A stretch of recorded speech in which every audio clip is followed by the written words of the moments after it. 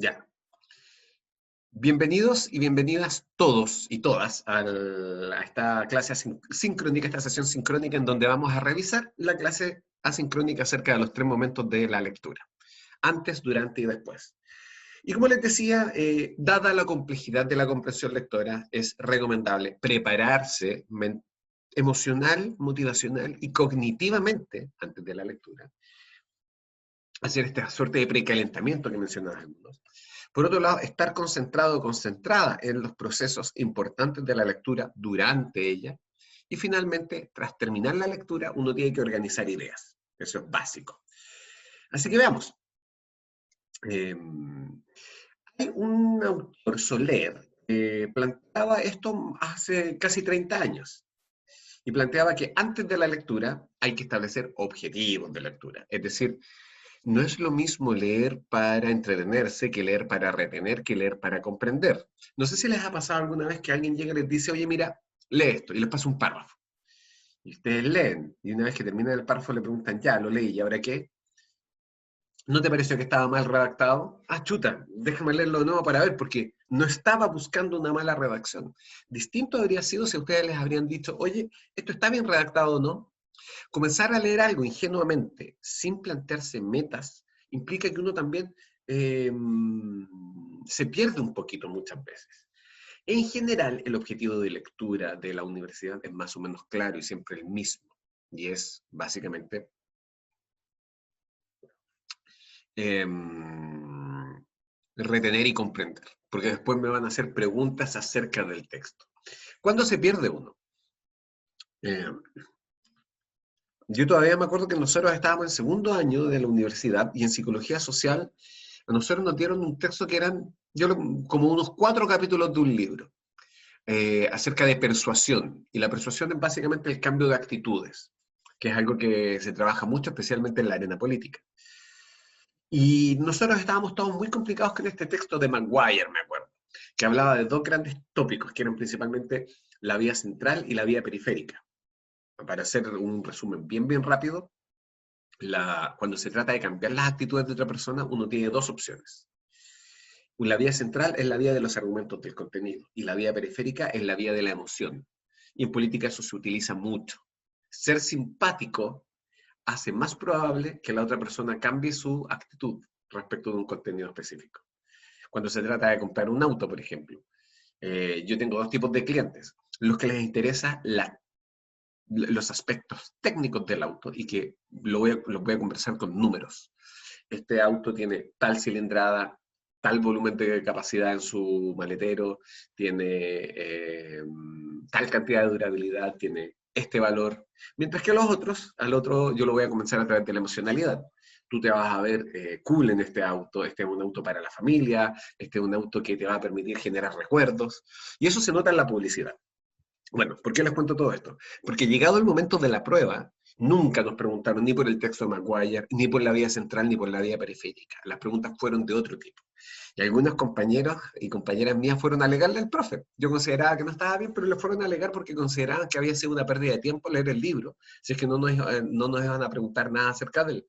Y el profesor nos respondió que el libro era claramente una inspiración. La idea era conocer más o menos el tópico para luego aplicarlo en la prueba. Decía, si alguno de ustedes pensaba que yo le iba a hacer preguntas de comprensión lectora, bueno, pues estaba muy centrado en lo que es cuarto medio, porque la verdad es que la idea no era esa. En la universidad la idea es construir conocimiento en base a lo que uno sabe, no solamente decir lo que uno sabe. Entonces ahí es donde yo me di cuenta de que nuestros objetivos de lectura no estaban claros. Donde sí yo creo que el profesor se equivocó es en que él nunca nos aclaró eso. Pero al mismo tiempo ahí nosotros aprendimos una gran lección, que es que los objetivos de lectura los tiene que construir uno. Nunca, nadie le preguntó al profe clase a clase cómo iba a abordar el texto dentro de la prueba. A nadie se le ocurrió. En el fondo, nosotros nos sentábamos pasivamente a anotar lo que el profesor escribía. Y ahí nos fuimos dando cuenta de que no, la idea es establecer un diálogo en base a la lectura que uno tiene al frente. Y por eso también está a veces la lectura. Ahí está el número o la letra B, que es activación del conocimiento previo. Antes de ponerse a uno a leer, uno tiene que preguntarse, bueno, ¿qué sé yo de este texto? ¿Qué, qué sé yo de este tópico? ¿Qué sé yo de este autor? ¿Estará? Por ejemplo, ya, lo tengo. La modernidad, que es un tópico que siempre se ve dentro de psicología y de antropología y de todas las ciencias sociales. La modernidad y la posmodernidad. Si ustedes van a leer un texto acerca de la modernidad, ¿qué se les viene a la cabeza? ¿De qué creen que se va a tratar el texto? ¿Qué saben de la modernidad?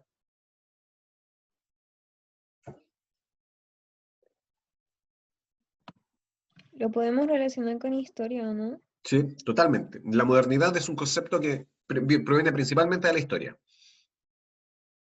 ¿Qué más? ¿Qué más saben de la modernidad? ¿Qué se imaginan con modernidad?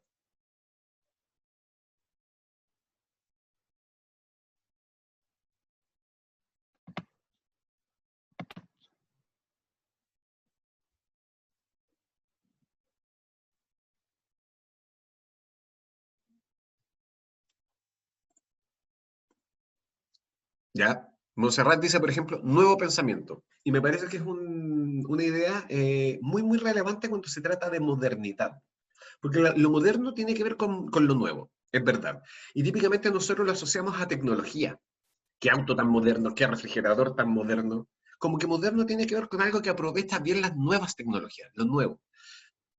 Pero típicamente nosotros la modernidad hace referencia a ideas, a nuevas formas de pensar. Juan Sebastián dice, industrialización, globalización. Inmediatamente se abre un mapa conceptual, una especie de mapa mental que conecta la modernidad con ciertos otros tópicos. Luego aparece también el concepto de la posmodernidad, como si la modernidad fuera algo que ya se superó o que debe ser superado, etcétera, etcétera, etcétera. Todo eso, todo ese proceso de crear ideas, generar ideas, que luego se van a ir sometiendo a prueba en la lectura, es activación del conocimiento previo.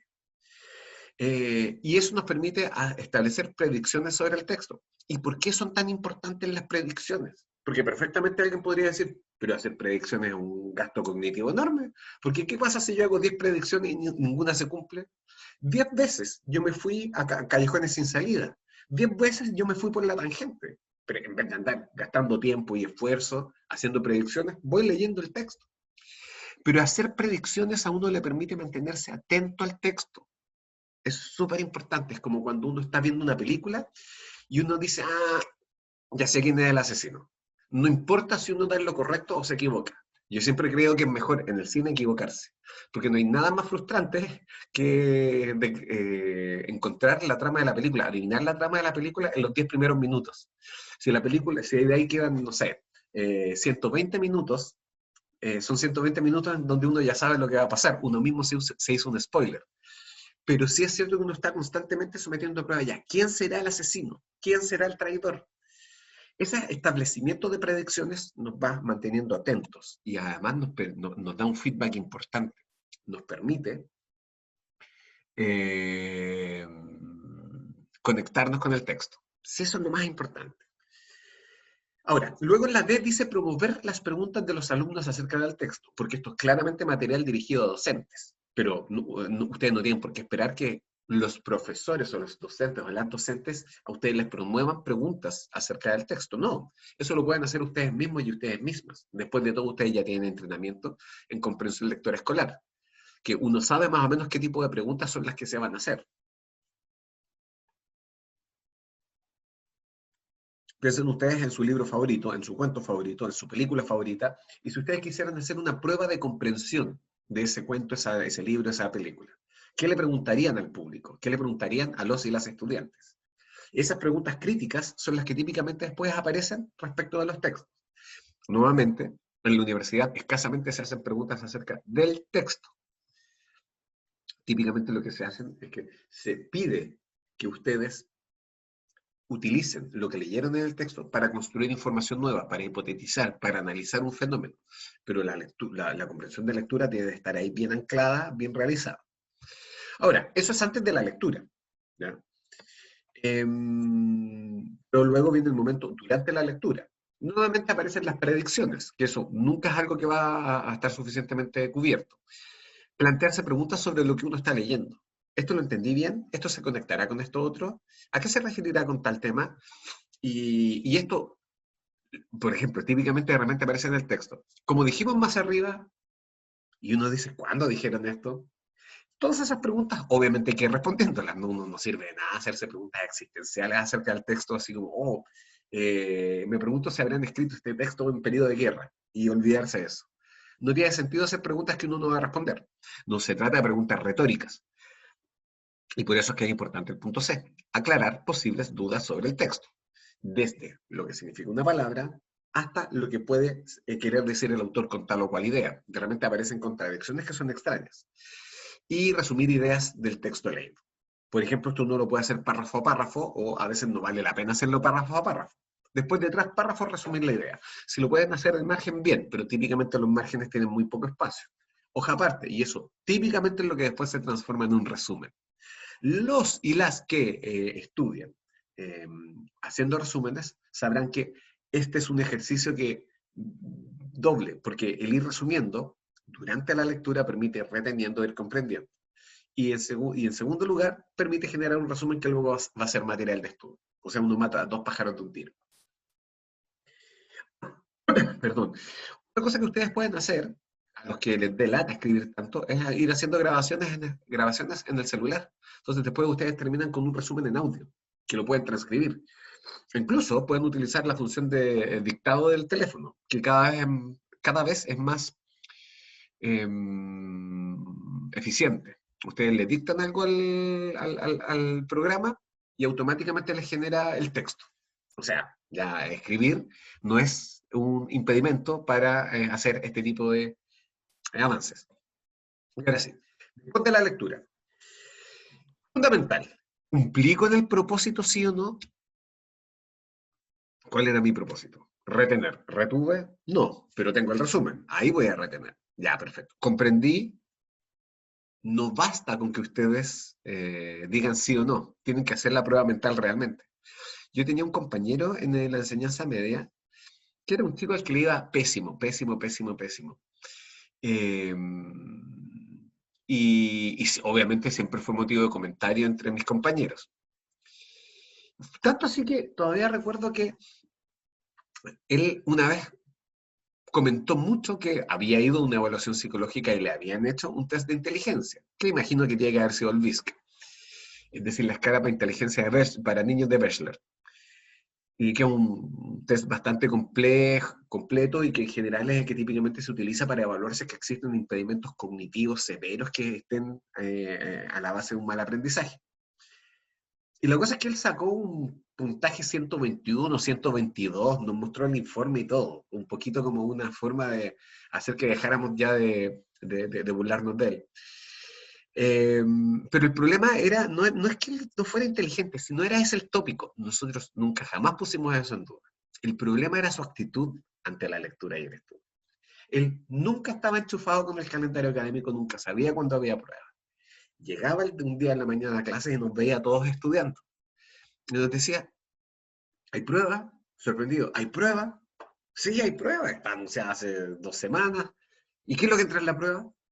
Esto, y eran, no sé, por materia de colegio, estamos hablando de 6 hojas del cuaderno.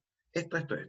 Y él llegaba, tomaba el cuaderno, a ver, presta, tomaba el cuaderno de alguien más y comenzaba, a ver, esto lo sé, esto también lo sé, no, esto también lo sé. Y profería su frase fatal, decía, estoy piola. Todavía recordamos él, estoy piola. Porque llegaba el momento de la prueba y él le iba como el ajo. Después se sacaba un 2, un 3, y de ahí provenía el problema. No de algún tema intelectual, sino que sencillamente él no determinaba si los propósitos de la lectura se habían cumplido o no.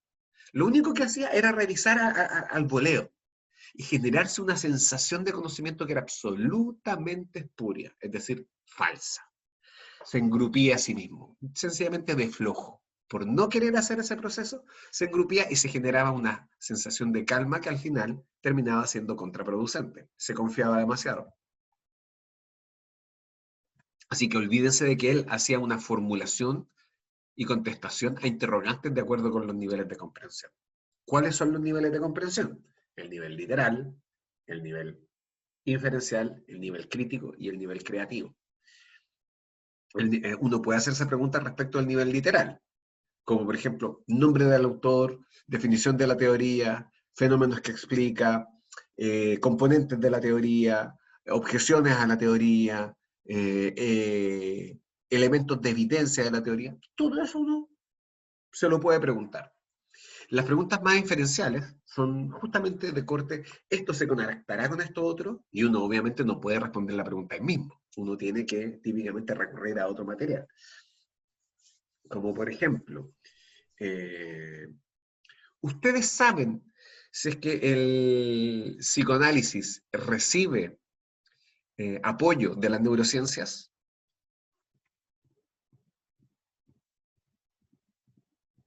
No sé si se escucha mis dedos golpeando en la mesa. ¿Qué eso significa? Estoy esperando. ¿Cómo era la pregunta? ¿Saben ustedes si el psicoanálisis recibe apoyo de las neurociencias? La verdad no, pero imagino que sí. Deben trabajar como en conjunto las diferentes ciencias respecto a la psicología. ¿Ya? Marion da una respuesta que es, claro que es especulativa en términos de que, o sea, debería ser, yo imagino que así es. Camila dice, quizás en algún comienzo. Y la verdad, Camila, es todo lo contrario. El psicoanálisis partió absolutamente desvinculado de cualquier evidencia física, fisiológica, neurológica. A pesar de que nace de la mente y el trabajo de médicos, siempre fue muy especulativo el psicoanálisis, lo cual no es un pecado tan mortal teniendo en cuenta que la mayor parte de la psicología es especulativa. Es recién ahora, recientemente, dadas las críticas que ha recibido el psicoanálisis por ser demasiado especulativo, volado, e incluso algunos psicoanalistas definen el psicoanálisis no como una parte de la psicología, sino como una disciplina de interpretación del lenguaje. Es por esas críticas que ha recibido que ha surgido recientemente, hace no más de 20 años, lo que se denomina el neuropsicoanálisis. Así que sí, existe. Existe esa fusión de disciplinas, pero es más bien novedoso y es algo en lo que no, ¿cómo decirlo? Que en general no es mayoritario ni hegemónico. La minoría de los psicoanalistas tienen conocimientos de neurociencias. De la misma manera en que muy pocos psicólogos pescan las neurociencias. ¿Y por qué las neurociencias son importantes? Nosotros no vamos a intervenir en el lóbulo parietal o en la cisura frontomedial, para nada. Pero sí es, si uno tiene dos teorías que hacen las mismas predicciones y tienen la misma potencia predictora, pero una recibe apoyo de la neurociencia y la otra no, tenemos que preferir esta. ¿Por qué? Porque tiene coherencia con lo que sabemos del funcionamiento del sistema nervioso humano. Entonces ahí es donde las neurociencias se vuelven fundamentales. Permiten decidir entre dos teorías igualmente poderosas, que en el fondo no son igualmente poderosas. Ahí se hace la distinción. Así que, Mario, muchas personas se pegan ese, ¿cómo decirlo? Esa sorpresa, tienen esa sorpresa de darse cuenta de que, wow, la psicología no es únicamente especulativa, también recibe mucha alimentación de parte de las ciencias más duras, en este caso la neurociencia. Entonces, hacerse esas preguntas es importante, pero hay cosas que uno no va a poder responder. Si yo leo un texto de psicoanálisis y me pregunto, ¿el psicoanálisis recibirá apoyo en las neurociencias? No voy a encontrar la respuesta en mi propio conocimiento. Voy a tener que ir al texto. A los que les interese el asunto, googleen neuropsicoanálisis. Es un aspecto que está relativamente en desarrollo, del cual yo sé muy poco, pero lo pongo como ejemplo de un área o una disciplina que es relativamente novedosa y sorprendente. Entonces, por eso es importante también el C, realizar conexiones y relaciones. El realizar inferencias después de la lectura tienen que ver principalmente con generar aprendizaje. Valorar el texto leído, que es hacer una crítica, pero no una crítica fundada, no una crítica en términos de bueno o malo. ¿Te gustó el texto? Sí. ¿Por qué? No sé. Pésima crítica, eso no es una crítica, eso es un infantilismo. La valoración del texto tiene que ver con utilizar, o mejor dicho, preguntarse si es que este texto me sirvió a mí para mi aprendizaje, este texto me aportó algo nuevo, y si no me aportó algo nuevo, ¿será porque efectivamente el texto es superficial o será que yo no hice una buena lectura? Cuando ustedes consideren que un texto no es buen texto, léanlo superficialmente de nuevo, para ir reconectando ideas. Luego dice en F, parafrasear, resumir. Pregunta, ¿qué es parafrasear? Que es súper importante. Voy a hacer un alto porque Camila preguntó. En el caso del ejemplo que dio sobre la redacción de un texto como objetivo antes de leerlo, al terminarlo se cumple el objetivo independiente de si me doy cuenta que está bien o mal redactado. ¿Existiría un objetivo correcto? A ver. Lo que pasa es que ya, estamos hablando de como objetivo analizar la redacción de un texto. ¿Ya? Claro, si yo no me doy cuenta de si el texto está bien o mal redactado, no se ha cumplido el objetivo. Y varias veces nos pasa que leemos un párrafo y nos suena raro, como que no entendí bien la idea. A ver, lo voy a leer de nuevo. Y es de esos no sé, una oración de esta larga, una oración de 4 líneas, llenas de comas, con referencias cruzadas, algo así como, por ejemplo, la teoría X adolece de algunos defectos que son importantes de ser considerados en tanto cuanto el lector tenga presente cuáles son aquellos defectos que pueden ser considerados parte integral de las ideas que sustentan teorías rivales. Con una frase así yo ya me perdí, absolutamente. Entonces, si yo termino de leerla, ni siquiera sé si está bien redactado o no.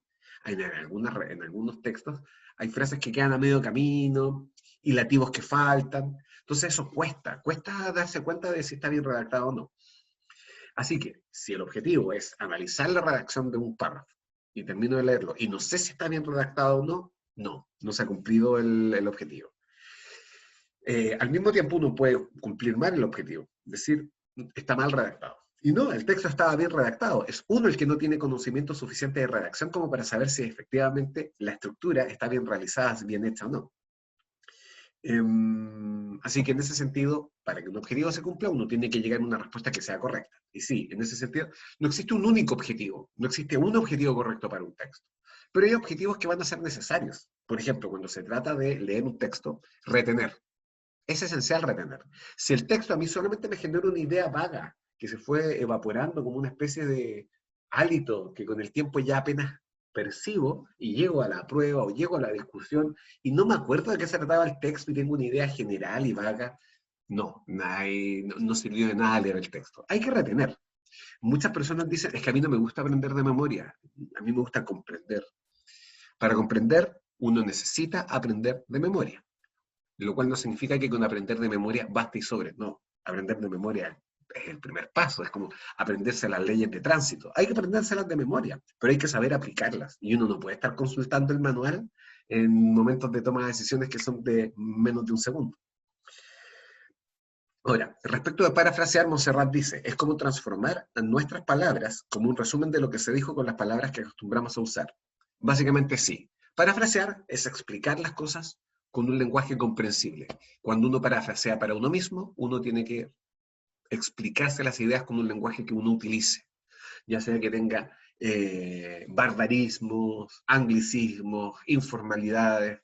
Lo importante es que ustedes entiendan la idea y al mismo tiempo que tienen que manejar el parafraseo de manera separada de la definición formal, ¿cierto? Ustedes, si yo les pido que ustedes me definan qué es la modernidad, no pueden decirme, es como cuando uno tiene un refrigerador nuevo y es así como moderno. No, eso no es una definición y claramente ese no es un lenguaje formal que se permita dentro de una discusión académica. Pero el parafraseo es súper útil porque le permite a uno comprender de verdad. Y finalmente aparece lo que yo les decía, G, organizar la información en esquemas, mapas conceptuales, organizadores visuales, etc. Aquellos que utilicen mapas conceptuales sabrán la utilidad que ellos tienen. Yo en general no utilizo los mapas conceptuales para comprender. Yo típicamente cuando estudio, yo resumo. Luego cuando explico algo, muchas veces utilizo mapas conceptuales. Pero para otros están siempre los resúmenes a la base para explicar, para aprender, para otros son los mapas conceptuales, depende de cada uno y de cada una de ustedes. Pero bien, el tema acá es que todo esto es algo que se dijo hace mucho tiempo, entonces muchas cosas mucha agua ha corrido por debajo del puente en estos últimos 25 años. Y hay cosas que quedan obsoletas, absolutamente obsoletas. Así que es importante preguntarse, ¿esto seguirá vigente? ¿Seguirá de moda? No. Acá está el ejercicio que asumo que todos ustedes hicieron. Acá están las preguntas acerca del texto, ¿ya? Camila pregunta, ¿sería parte de algún punto o nivel el poder explicarle a alguien lo que diga un texto? Absolutamente sí, absolutamente sí. Es cosa de observar más o menos cómo es la conducta de estudiantes universitarios. Antes de una prueba. Típicamente, antes de una prueba, hay personas que van donde otras a preguntarles, oye, ¿qué decía el texto? Oye, ¿cómo era tal teoría? Y hay personas que se comienzan a transformar en referentes como especies de faros de conocimiento. Hay que preguntarle a fulanita, hay que preguntarle a menganito. Y ellos, que típicamente son los que son capaces de expresar, que se leyeron todos los textos, son capaces de decirte qué significa tal o cual cosa y saben cuáles son los contenidos del texto, típicamente son las personas a las que les va bien después en la carrera. Hay una correlación ahí. Es decir, a ver, lo que yo siempre digo, si usted no es capaz de explicar una idea, entonces usted no comprende la idea. Yo he estado en muchas pruebas orales en donde se le pregunta a un estudiante ya. Por ejemplo, en psicología cognitiva, ¿qué es el ejecutivo central? Entonces el alumno comienza, el ejecutivo central. Ah, no sé, esto yo lo estudié, sí, yo lo sé. El ejecutivo central es una estructura que está al centro y que es parte de, ay, no, profe, si yo, esto yo lo sé, si yo lo estudié. Lo que pasa es que si yo lo sé, pero es que no sé cómo explicarlo. No, yo claramente me doy cuenta ahí que no lo sabe no es que no sepa explicarlo, no lo sabe. Si usted lo supiera, podría explicarlo. Entonces, por lo tanto, en ese sentido, sí, poder explicar algo es parte de un nivel de comprensión lectora, pero principalmente todos los niveles de comprensión lectora. Hay una explicación a nivel literal, hay una explicación a nivel inferencial, hay una explicación crítica. Por ejemplo, perfectamente alguien podría decir, esto es el ejecutivo central, nivel literal. El ejecutivo central probablemente podría explicar ciertos fenómenos, o fallas en el ejecutivo central podrían explicar fenómenos como el síndrome de déficit atencional, la demencia, los primeros indicios de Alzheimer. Si alguien hace eso, está entrando al nivel inferencial. Alguien perfectamente podría decir, pero ojo, yo sé lo que hace, qué es el Ejecutivo Central, yo sé qué es lo que explica, pero a mí me parece que las explicaciones que hacen no son buenas explicaciones. Me parece que es un argumento recursivo, no explica nada realmente. Ahora, ¿de qué se trata todo esto? Tendrían que entrar en la psicología cognitiva para entender a qué me estoy refiriendo. Pero si alguien dice, el Ejecutivo Central es una idea bastante cuestionable, y hay mucha evidencia empírica que lo contradice, estamos entrando ya al nivel crítico. Y si alguien estudia dentro de la psicología cognitiva el Ejecutivo Central y es generar un nuevo hallazgo acerca del Ejecutivo Central, ya está en el nivel creativo. De hecho, ustedes lo que podrían hacer sería, sin entrar siquiera en la investigación, perdón, en la empiria, ustedes perfectamente podrían estudiar lo que es el Ejecutivo Central, cómo opera, y especular nuevas estructuras que acompañen al Ejecutivo Central, y escribir un paper acerca de eso. Eso es estar en el nivel creativo. Así que en ese sentido, poder explicar algo literal es nivel literal. Poder explicar con qué se conecta esto es nivel diferencial. Ser capaz de tomar una postura respecto de un contenido que uno ha leído, nivel crítico. Y ser capaz de generar ideas nuevas, nivel creador o nivel creativo. Y bueno, bien, volviendo a estas preguntas que aparecen acá, a mí lo que más me interesa es la pregunta 6. ¿Ya? De las preguntas 1 a 5, ¿cuáles son de nivel literal? De estas de acá. Número 1, ¿cuáles eran las reglas para elegir a las concubinas de primer rango? Número 2, ¿cuál era el plato estelar? Número 3, ¿qué título le pondrías a cada párrafo? Número 4, ¿qué título le pondrías al texto? Número 5, ¿qué opinas sobre el estilo de vida de la dinastía y de la corte? ¿Cuáles son de nivel literal? La 1. Marion dice la 1. La 1 y la 2. Exacto. La 1 y la 2 son de nivel literal. ¿Cuáles son de nivel inferencial? 3 y 4. Exacto. Y finalmente, ¿cuál es de nivel crítico? La que nos queda, la 5. ¿Qué opinas sobre el estilo de vida de la dinastía y de la corte? Que dicho sea de paso, el texto del ejercicio, nosotros con Paula no sabíamos si dejarlo o no, porque es bastante criticable. No el texto es criticable, sino que más bien ese tipo de ese estilo de vida. Pero al mismo tiempo, claro, se conecta con ciertos cuestionamientos que estamos haciendo nosotros ya hace bastantes años acerca de justamente los estilos de vida que deben ser permisibles en situaciones cotidianas. Perdón, más que en situaciones cotidianas, en situaciones cotidianas e históricas. ¿Ya? Así que las 5 ya vendría a ser de nivel crítico. Pero bien, como les decía, la idea de estos 3 momentos, y acá es donde aparece la metáfora del principito, es que el antes sea básicamente como ver la portada de un libro. El durante sea aceptar las ideas tal como aparecen. Y el después sea darle un par de vueltas a las ideas para encontrar qué es lo que hay dentro de ellas y realmente sorprenderse. Muchas veces los textos requieren una segunda lectura para que uno lo capture y que uno entienda realmente a qué se refiere tal o cual cosa.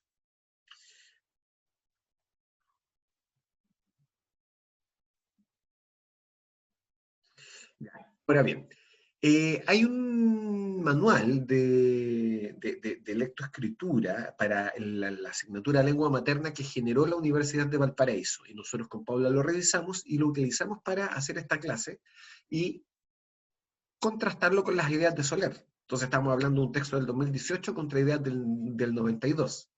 Es decir, 18 más 8, 26 años de progreso en comprensión de lectura, y lo que ustedes pudieron notar, y notamos nosotros también, es que básicamente es lo mismo. En estos 26 años, no es que no haya habido un avance en términos de comprensión de lectura, sino que el avance ha sido generalmente en esta dirección. En la idea de que la comprensión es un proceso complejo que requiere ciertos cuestionamientos acerca de cómo funciona la mente humana. Y en particular, las ideas de los antes, durante y después, también se sigue manteniendo. Las recomendaciones de lengua materna son que antes de la lectura hay que establecer objetivos, hay que escanear el texto activando conocimiento previo, hacer predicciones, y esto es relativamente nuevo, pero es obvio y lógico. Si es que en la lectura superficial uno se da cuenta de que hay ciertos problemas, por ejemplo,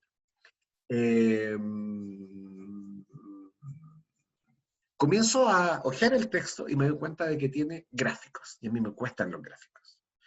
Ahí sin duda va a aparecer un nuevo objetivo de lectura que es comprender los gráficos. Tengo por un lado comprender y retener el texto y por otro lado comprender los gráficos. Es decir, ya me tengo que preparar mentalmente porque va a haber gráficos. ¿Alguna vez les ha pasado que ustedes están leyendo un texto impreso en un libro de una editorial seria y encuentran un error como por ejemplo que el gráfico está mal hecho? A mí me ha pasado en papers. Yo todavía me acuerdo que una vez le di un paper a los estudiantes de segundo año acerca del origen evolucionista de los celos. Y un experimento muy interesante que se hizo en la Universidad de Santiago. Y yo no me había dado cuenta, pero uno de los gráficos estaba mal hecho. Había 2 gráficos que expresaban resultados acerca de los resultados en hombres y en mujeres, y el gráfico de los hombres estaba malo. El gráfico decía algo que era completamente distinto a lo que decía el texto. Así que en ese sentido, los gráficos pueden estar mal. O traducciones que suenan raro, como bien dice Camila. Es decir, si es que yo me doy cuenta de que el gráfico tiene un error, entonces efectivamente estoy cumpliendo mi objetivo de tratar de comprender los gráficos. Y no se trata de que, no entendí el gráfico, así que por lo tanto asumo que el gráfico está malo. No, visiblemente malo. Ahora, hace un par de días, mi pareja me llama a la oficina que tenemos, que es la otra habitación, y me pide que analice un gráfico con ella. Y efectivamente en el gráfico, en el eje X faltaba el rótulo, por lo tanto no se sabía qué era el eje X. Aparecían puras barras con números, pero ¿qué eran?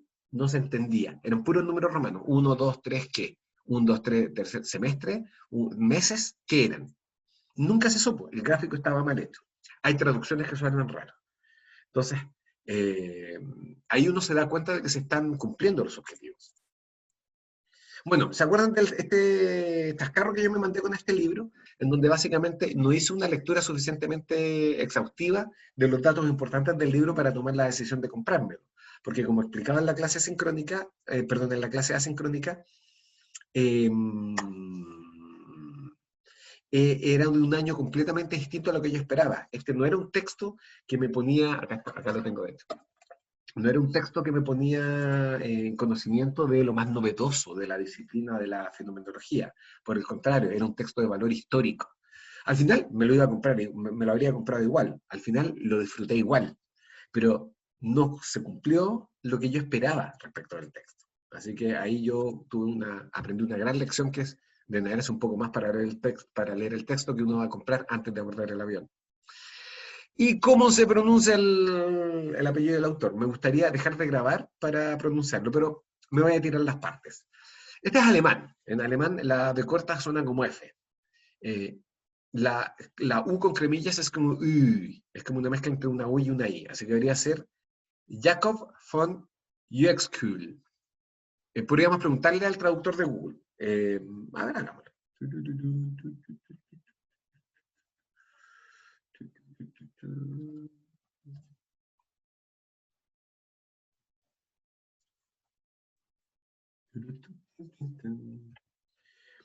Von Uexküll. Algo tengo que hacerle a este computador que realmente está como una cafetera oxidada. Ahí está cargando el traductor de Google. Ahora vamos a elegir el idioma alemán.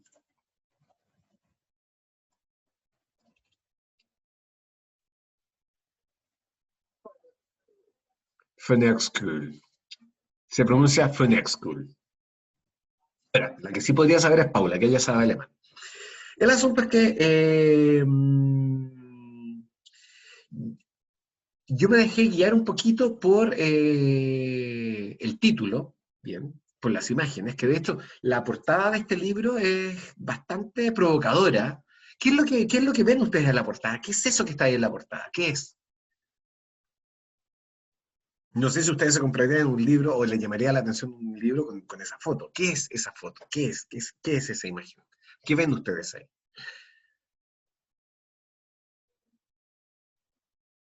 Es como una garrapatita. Se ve como bajo el mar. Y de hecho, sí, Camila, sí, Catalina, es una garrapata. Y se ve como si estuviera bajo el mar porque la técnica de iluminación justamente ilumina solamente el bicharraco y no el resto, que es un poquito lo que pasa con la difusión o la difracción de la luz bajo el agua.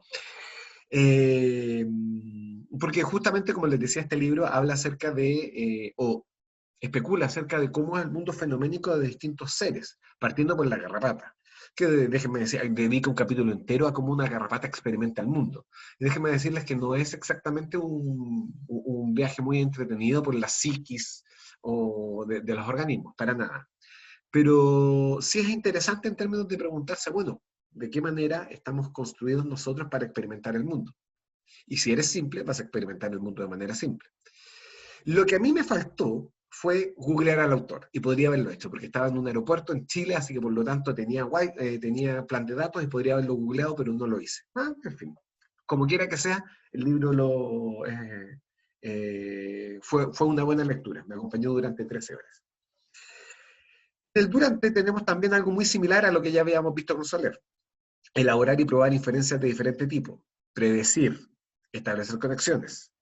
Y acá los últimos dos pasos son importantísimos: monitorear y supervisar la lectura, y si uno se da cuenta de que no está entendiendo, clarificar. Si lo peor que puede pasar es que ustedes comiencen a leer en falso, y ustedes decodifiquen palabras y codifiquen palabras y no lleguen a ninguna parte. Fatalísimo. Eso es lo que hay que evitar. En ese sentido, este recordatorio es, yo creo que muy relevante. Recuerden enumerar los párrafos. Quizás sea útil. Reafirmar o modificar el objetivo de lectura. ¿Ya? Es decir, estar preguntándose si uno está cumpliendo con el objetivo de lectura o ir modificándolo. Ya esto de acá no voy a poder retener todo esto. No, sencillamente no se puede. Así que voy a tratar de retener las ideas principales. ¿Ya? Porque a veces uno parte diciendo, ya, voy a aprender cómo era cada experimento. Y después uno dice, no, imposible. Y lo relevante al parecer no son los experimentos, sino que lo importante son las conclusiones de los experimentos. Ya, perfecto. Leer cada párrafo, lo cual es obvio. Activar conocimientos previos, realizar inferencias, realizar predicciones iniciales. El 7 también es como tan básico, pero no es un tema menor. Continuar con la lectura. Me gustaría que acá hacer una pregunta que al principio le voy a hacer de una forma, pero ahora la voy a hacer de manera inversa. Me gustaría que levanten la mano, o en el fondo que se identifiquen, las personas que mientras están leyendo no saltan a otras actividades. ¿Cómo era la pregunta? Las personas que cuando leen no saltan a otras actividades entre medio. Como por ejemplo, ver algo en Facebook, ver algo en Instagram, chequear el celular, conversar con alguien. ¿Quiénes no hacen eso?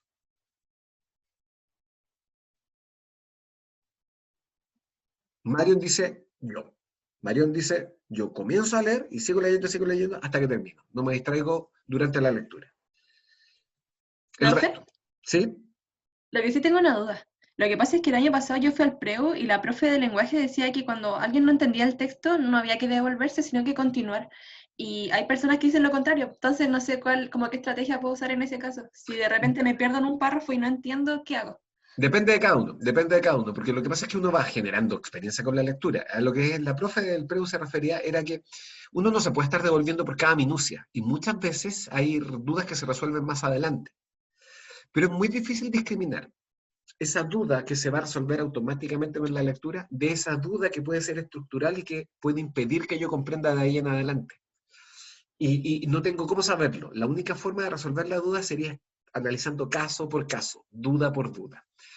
Yo creo que en ese sentido, lo mejor es tratar de clarificar la duda devolviéndote en el texto o buscando información anexa. Si después de un tiempo uno se va dando cuenta de que hay demasiadas dudas respecto del texto y que y que resolverlas a uno lo enlentece demasiado, entonces yo creo que lo mejor es seguir y leer el texto completo. De esa manera uno ya tiene el panorama conocido y uno puede en la segunda lectura resolver esas dudas. Pero eso es aplicable casi exclusivamente a textos cortos, textos de 5 o 10 páginas. Pero si ustedes tienen que leerse un texto, ¿cuál es el texto más largo que se han tenido que leer ahora dentro de este año? ¿Cuántas páginas?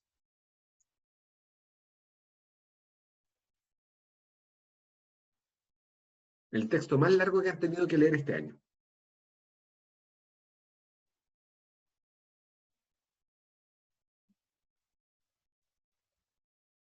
¿Cuántas páginas?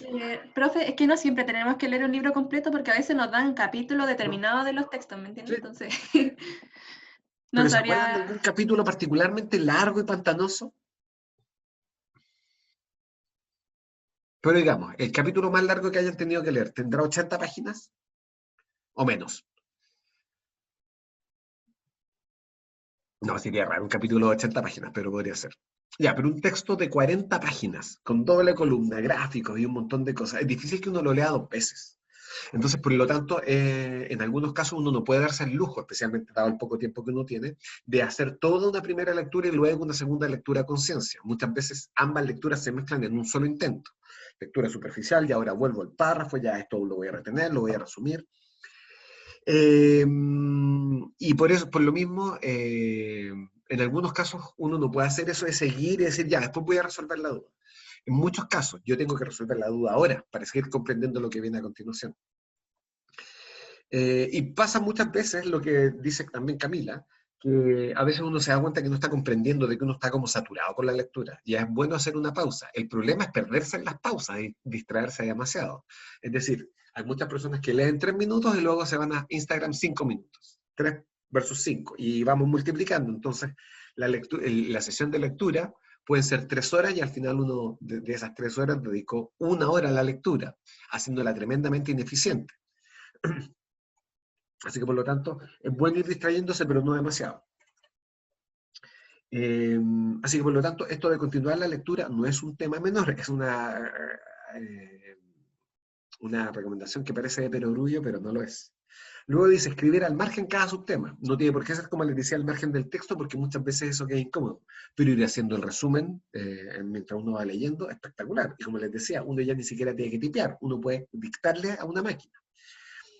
clarificar lo que no se entiende. Nuevamente, esto solamente tiene sentido si es que son dudas que van apareciendo cada cierto tiempo. Si uno está lleno, línea por línea de dudas, al final uno va a terminar pasando más tiempo en el diccionario que en el texto mismo.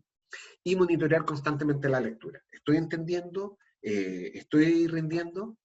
Y ojo, que en algunos momentos la respuesta va a ser, no, estoy medio cansado, no estoy entendiendo. Pero no hay tiempo para salir de la lectura. Ya, tengo que seguir. Me paro, tomo un vaso de agua, respiro, abro la ventana, pero tengo que seguir. Es decir, hay muchos textos por leer, mucho que resumir, y esto lo necesito para una reunión grupal en donde tengo que discutir los textos, o tengo la prueba mañana y tengo que dormir algunas horas.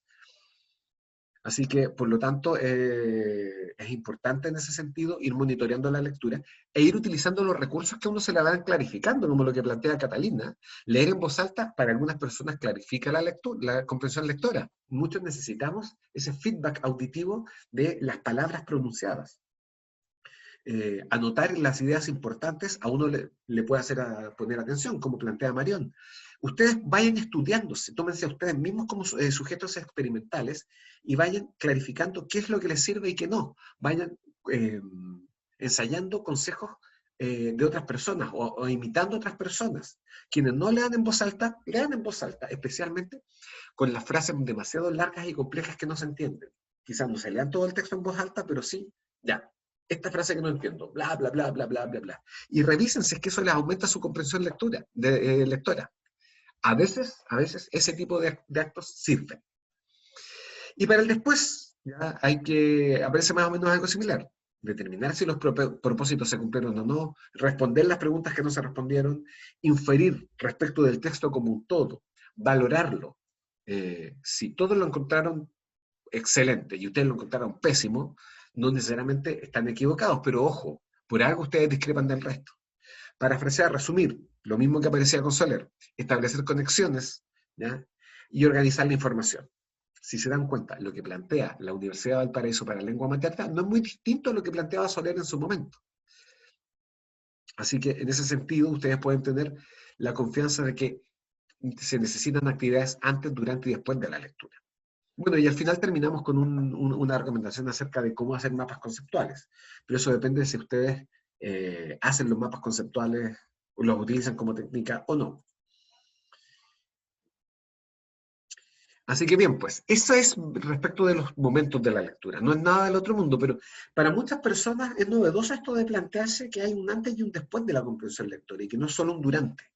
Y si es así, hemos cumplido con nuestro objetivo de entregarles una reflexión nueva acerca de cómo ejecutar un proceso mental que debería ser sencillo, pero que no lo es tanto. Si después de todo, al final, la información a la que uno accede en la universidad tiende a ser compleja. Así que lo que queda ahora es hacer la guía número 2 que tenemos publicada ya hoy día en el aula virtual. Realmente no la he revisado, no sé si Paula la publicó, pero si no la publicó, va a estar publicada. Y les vamos a publicar además la clase de la próxima semana, que eso va a ser durante el fin de semana. ¿Bien? ¿Profe? Dígame. ¿Y cuándo vamos a empezar a trabajar en este ramo con el ensayo del otro ramo de fundamento? Digo el tiro, está en la planificación.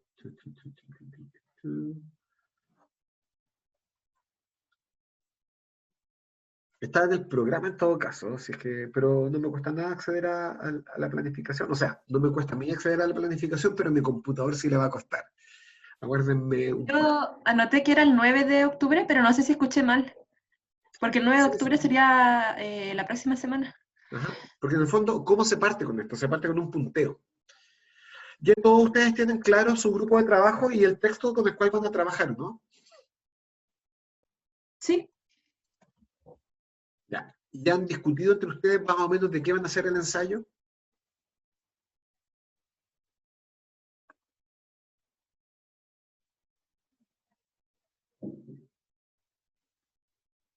Ese que no. Esto es importante. ¿Tienen claro más o menos acerca de qué van a hacer el ensayo? O mejor dicho, ¿cuál es la tesis de vuestro ensayo? Es que todavía no comprendemos totalmente el texto. Por eso, por lo menos en el caso de mi grupo. Ya. Entonces esto se lo voy a dar como tarea, que creo que es importante clarificar el texto. Y aquí aparece...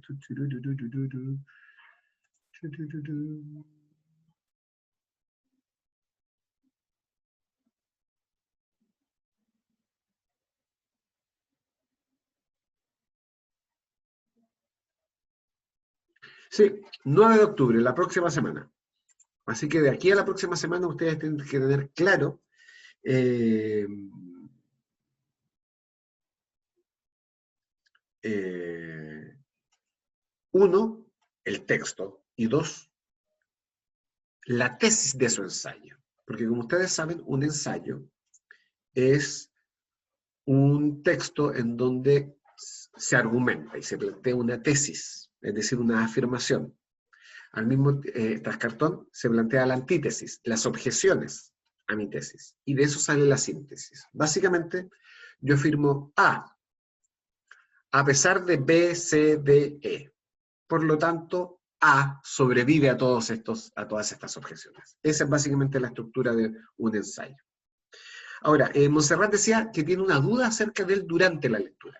Montserrat, puedes plantearla acá por texto o por audio.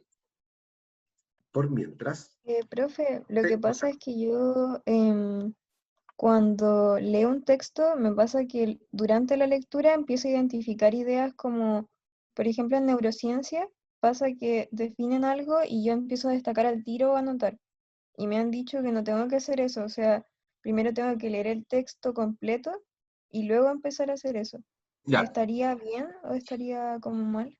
Mm, depende de ti. Depende de ti. No hay una fórmula masiva, universal que plantee o que resuelva si eso está bien o está mal. Nuevamente, si el texto tiene 40 páginas y lo vas a poder leer una sola vez, no tiene sentido esperar a una segunda lectura, no va a haber una segunda lectura. Si al mismo tiempo tú te das cuenta de que las ideas que estás destacando son demasiado detalladas y por lo tanto te estás enlenteciendo mucho, quizás tengas que subir un nivel y buscar ideas que no sean tan detalladas, sino más abarcativas. Porque por otro lado, cuando se trata de neurociencias, uno se pregunta, bueno, ¿qué es lo relevante del texto? En neurociencias hay un fenómeno que es muy interesante, que es el localizacionismo, que es básicamente la idea de que es importante localizar los centros o las estructuras cerebrales, neuronales, nerviosas, que participan de ciertos procesos. Por ejemplo, que en la atención sostenida participan los núcleos pulvinares del tálamo, el tronco mesencefálico, la cisura de Rolando. ¿Tendrá relevancia o no tendrá relevancia? Eso va a depender del tipo de evaluación que les hagan. Así que yo creo que puedo clarificar con Irina en este caso en qué en qué va a consistir la evaluación, si las ubicaciones son importantes y, y ahí tomar la decisión de si uno tiene que estar destacando desde el comienzo. Pero nuevamente, no creo que esté a priori mal, para nada. Pero tampoco está a priori bien, depende de cómo vayas estudiando tú. Gracias, profe. De nada. A ver, veamos qué es lo que pasa con la planificación, porque Fernanda plantea que en la planificación salía que tenemos que entregar la actividad, entregar el 19 de la próxima actividad, o sea, esta actividad el 5 y la otra el 19, pero el 19 estamos en receso, me pareció raro. Si cometimos un error con el receso, lo cambiamos. Pero déjame ver.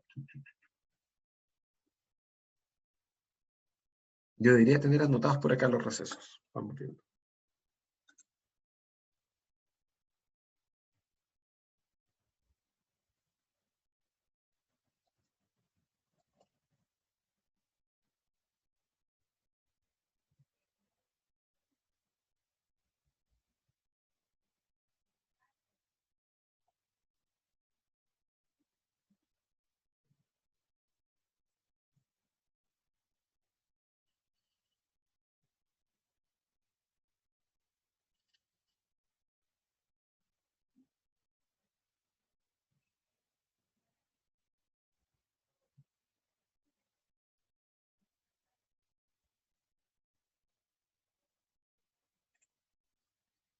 Calendario del segundo semestre.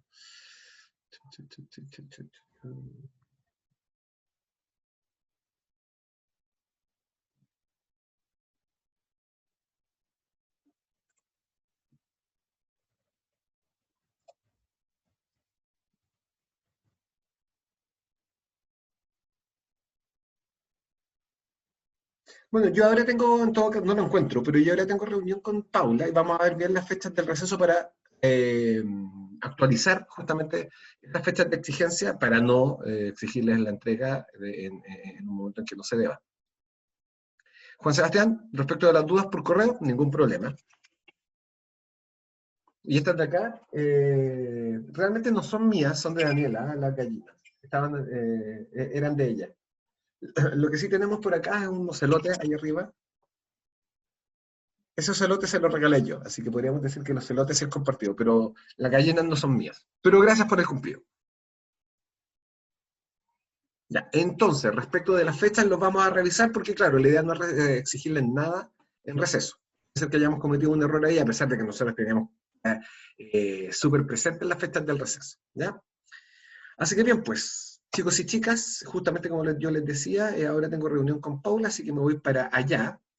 Y nosotros nos estaríamos viendo la próxima semana, a esta misma hora, en este mismo canal. Y recuerden, tener claro en ese momento de qué se va a tratar vuestro ensayo. Y para eso tienen que tener clarificado el sentido del texto, por qué se lo dieron y qué es lo que pueden sacar de él. Porque recuerden que en una tesis ustedes no tienen que resumir lo que dijo tal o cual autor, ustedes no tienen que criticar lo que dijo el autor, sino que tienen que plantear una idea nueva.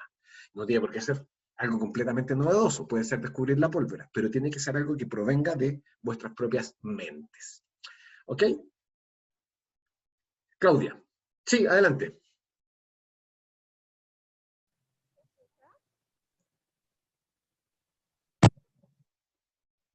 ¿Se escucha, profe? Sí, ¿se escucha? Ya, lo que pasa es que eso del ensayo, con mi grupo somos de distintas secciones, no importa. No, no importa. Lo importante sí es que puedan coincidir dentro de este horario. Si no se puede, vamos a encontrar una forma de resolver la situación, pero lo ideal sería que ustedes puedan interactuar dentro de este horario entre ustedes. Ah, ya, porque nosotros hicimos los grupos antes de saber eso, pues. Sí, sabíamos que era una posibilidad.